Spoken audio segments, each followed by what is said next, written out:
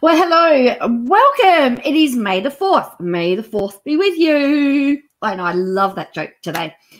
I was going to call it a quickie. I'm actually in a study break at the moment. But I wanted to get your advice or opinion on something.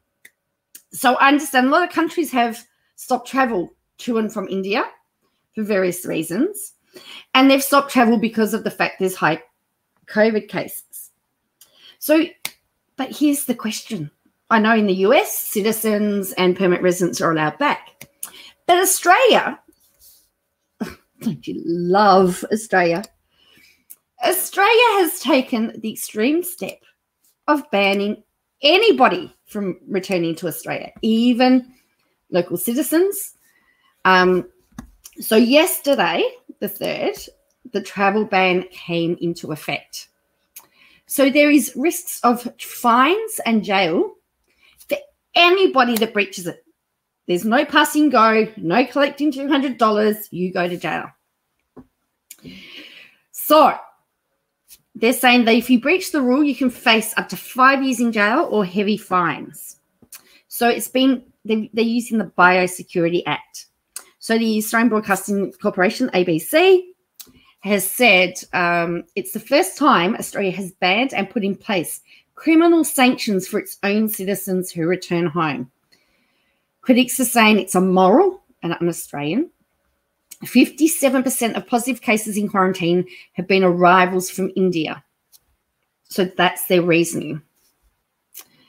According to the Education Minister, I don't know why he's talking. It's not education. According to Education Minister Alan Trudge, the Howard Springs facility in the Northern Territory currently has an infection rate of 15%, well above the goal of 2%. Experts are saying whether it's lawful. So individuals who are stranded might seek to get legal representation and to challenge it. So there's lots of questions being asked. The government ministers say the measures have been placed on medical advice. Now, I've just having a look here. So top stories. It then says chances of anyone being charged over India travel ban pretty much zero. I'm just going to have a quick look at this one, which contradicts everything that they're saying. Because if they're not going to charge anybody over it, then why are they doing it? All right, so the ban lasts until May 15. So we have some sports people overseas at the moment, like a former Australian cricketer, Michael Slater, who's in India with broadcaster for the Indian Premier League, accused Scott Morrison of, he's the Prime Minister, having blood on his hands, and the blood was a disgrace. In a letter sent to the Health Minister on Friday recommending the ban, the Chief Medical Officer, Paul Kelly, acknowledged it could, in worst-case scenario, lead to deaths of Australians in India. They're really trying to protect Australia from a third wave. That is their problem. Now, there were some Australian cricketers that came back from India. They came in through Doha. They actually managed to escape the ban. They've actually stopped that. That people are not coming back through third countries like Doha, Dubai, places like that.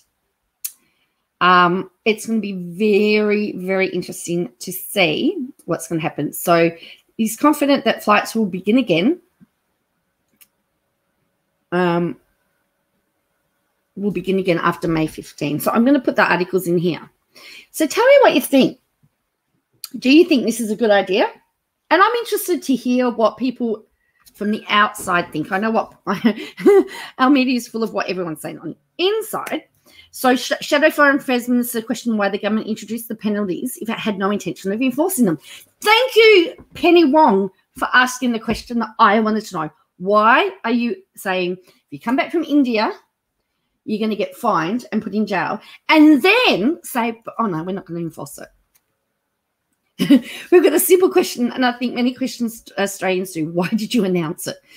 If there is zero chance of these penalties being imposed, is the only reason you announce it to get a tough headline that now has blown up in your face?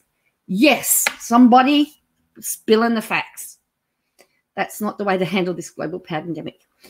In the last 24 hours, India recorded 368,147 new cases, with the deaths rising by 3,000. This is Penny Wong. She's in opposition. She's the opposition foreign minister. And then the Human Rights Law Centre is saying it's actively considering mounting a legal challenge against the ban after being approached by a number of Australians stuck overseas. So it's going to be interesting to see this play out. So this was just a quickie with Jo. Don't worry, this is probably already orange anyway. Your quickie with Jo. I'm very interested to hear what you think. Is Australia correct in its ban? And what about the announcement today about they're not likely to enforce it? I mean, in my opinion, I agree with Penny Wong here. Why you are making those announcements if you've got no intention of enforcing it? It's just pretty stupid. Anyway, so please tell me what you think in the comments below. If you don't mind hitting like and hitting subscribe, please. And don't forget, you can always join my choir if you so desire. See you later.